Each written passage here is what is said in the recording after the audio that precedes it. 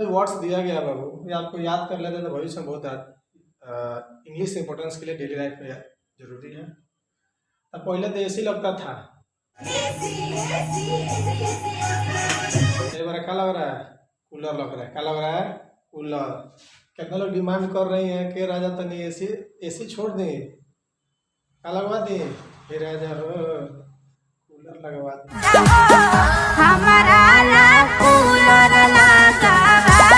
जी तो हो जाएगा, इसकी इंग्लिश हम लोग जानते हैं तो हो जाएगा, leave the AC install the cooler. कोई कह देती है कि कह देते हमसे रिश्ता नाता तोड़ दो।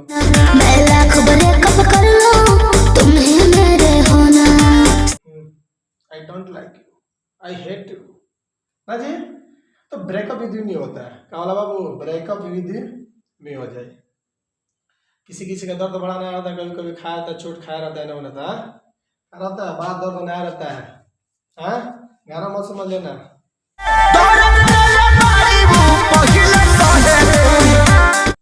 इट्स माई न्यू पेन हो जाएगा। बंद कर, मुंह बंद कर, यानी किसी को हम लोग डांट के बोलते हैं अपना मुंह बंद करते हैं, क्लोज योर माउथ बोलते हैं, ठीक है ना।